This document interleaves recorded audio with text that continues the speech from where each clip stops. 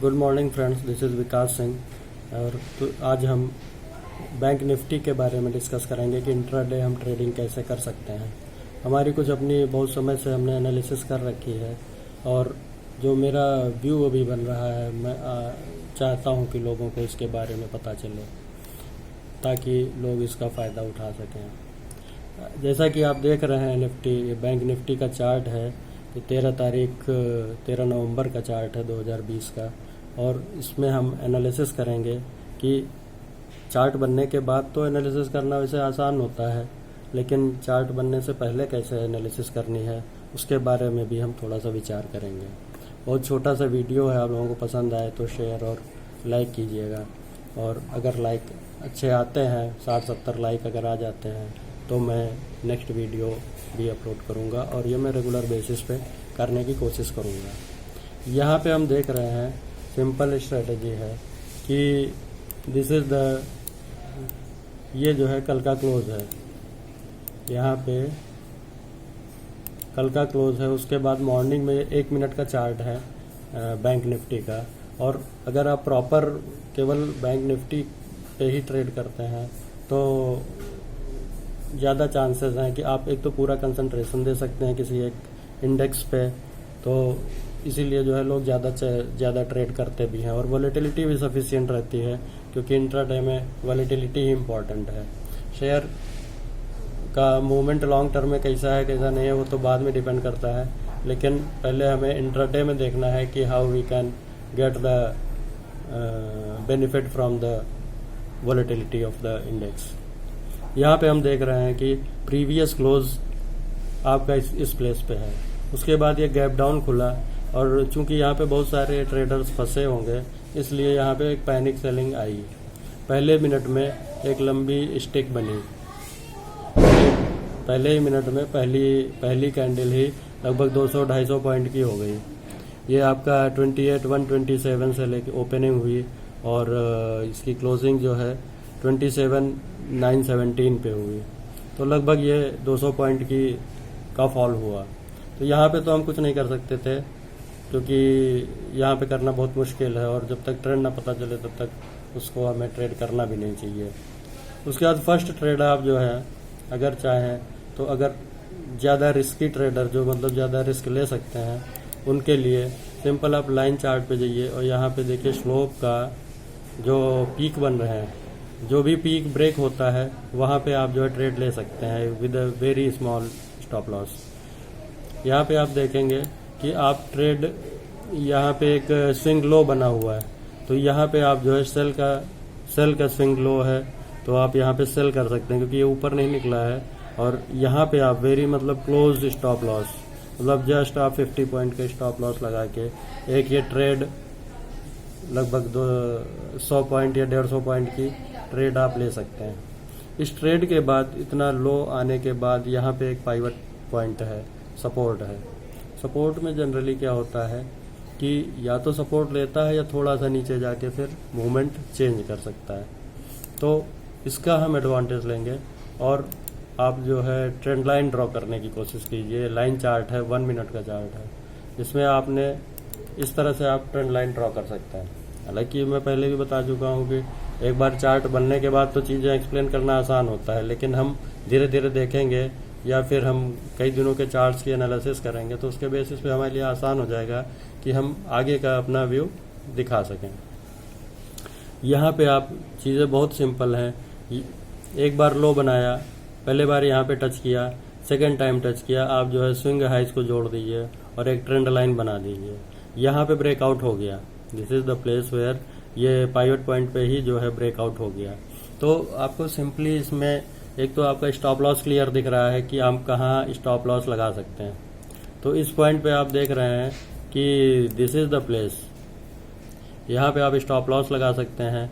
यहाँ पे आपने ट्रेड लिया, ठीक है, चाहे आप यहाँ पे ब्रेकआउट होने के बाद आप ट्रेड लीजिए या फिर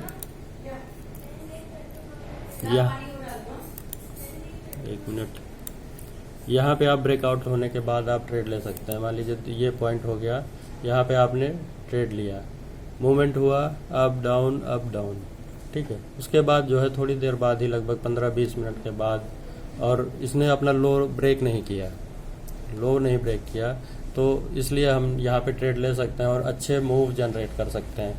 यहाँ पे आपका स्टॉप लॉस आप देख रहे हैं मुश्किल से 50 पॉइंट का होगा या 100 पॉइंट का होगा, लेकिन आपको टारगेट भी आप पहला टारगेट तो यहाँ पे पाइवट पे लगा सकते हैं, क्योंकि यहाँ पे रेजिस्टेंस ये लेके वापस आ सकता है। ठीक है, यहाँ पे मूवमेंट हो गया, कोई इशू नहीं, तो अच्छी बात है। लेकिन आप टारगेट फिलहाल यहाँ पे सेट कर सकते हैं या स्टॉप लॉस को आप ट्रेल कर सकते हैं। आपने इनिशियली स्टॉप लॉस यहाँ पे लगाया, आया नहीं, लेकिन जैसे ही मूवमेंट आपको ऊपर का दिख रहा है, तो आप जब मान लीजिए यहाँ पे पहुँच गया या यहाँ पे पहुँच गया, तो आप स्टॉप लॉस को जो है मूव कर सकते हैं। आपका नेक्स्ट स्टॉप लॉस आप यहाँ पे लगा सकते हैं अगर यहाँ से मूव कर गया तो। उसके बाद चूंकि ये एक ही मिनट में इतना बड़ा मूव दिया है, इसलिए आप यहाँ पे आप प्रॉफिट बुक कर लीजिए। तो वेरी सिंपल। तो एक ट्रेड तो हमने इनिशियली यहाँ पे बताया,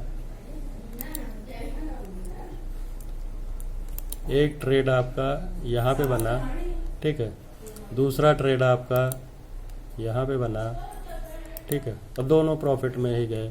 अगर इन केस थोड़ा बहुत लॉस भी हो सकता है, हाँ यहाँ पे जो है थोड़ा सा रिस्क है, क्योंकि कभी कभी ब्रेकआउट आदमी को लगता है कि यहाँ पे ब्रेकआउट हो गया, लेकिन वो फेक ब्रेकआउट हो जाता है। इसलिए स्टॉप लॉस कंपलसरी है। आप छोटे छोटे स्टॉप लॉस दे के लेकिन एक लंबा आप जो है प्रॉफिट जनरेट कर सकते हैं।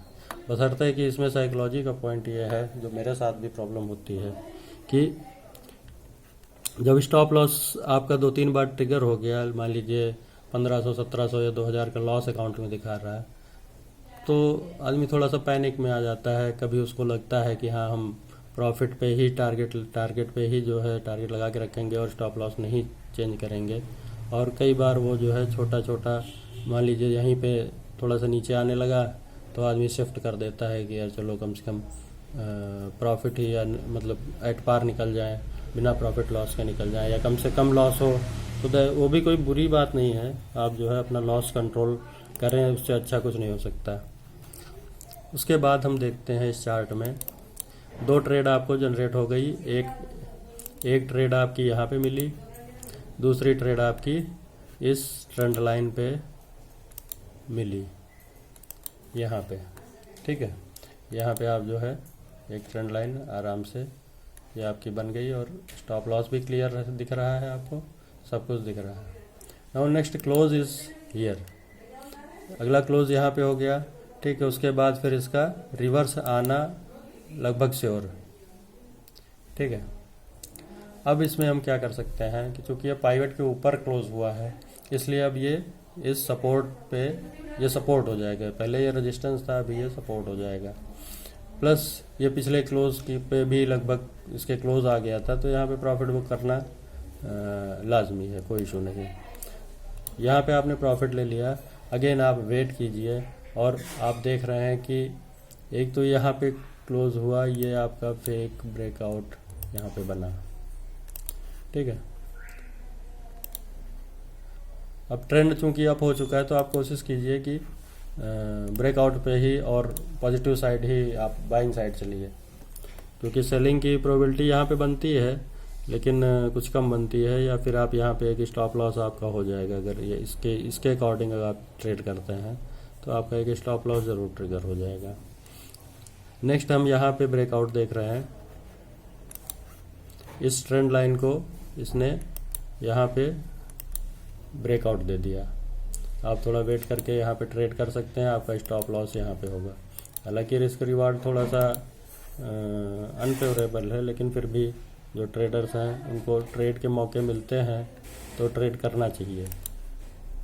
कोई चीज़ डरने की चीज़ नहीं है, ठीक है। आपकी मेन चीज़ है प्रोबेबिलिटी कितनी है। आप अगर यहीं पे ट्रेड ले लेते हैं, जस्ट यहाँ पे ब्रेकआउट हुआ, आपने ट्रेड ले लिया, this is the stop loss. इतना क्लोज स्टॉप लॉस कहीं पर भी नहीं मिलेगा। उसके बाद इसका आप मूवमेंट देखिए कि ये कहाँ पे मूव किया, ठीक है। एक अच्छा मूव दिया, आप जहाँ पे चाहे वहाँ पे निकल सकते हैं, ठीक है। तो ये एक हमने सिंपल स्ट्रेटेजी बताई है। ये ट्रेंड लाइन बहुत अच्छी स्ट्रेटेजी है और ये हमेशा से काम करती है। आप लोगों को अगर पसंद आया हो तो आप लोग इसको ट्राई कर सकते हैं। और हम पीछे के दिनों के भी एनालिसिस इस तरह से डालेंगे, तो जिससे कि क्या होगा कि नेक्स्ट डे क्या होने वाला है, या फिर आप उस चार्ट को देख के या शुरुआती चार्ट को देख के ही आप समझ जाएंगे कि इसको जो है हम कैसे इसको ट्रेड या प्रैक्टिस कर सकते हैं। प्रैक्टिस करेंगे तभी जाके हमें रिज़ल्ट आएगा। तो वीडियो अगर पसंद आया हो, यूज़फुल लगा हो तो लाइक कीजिए और शेयर कीजिए। Thank you.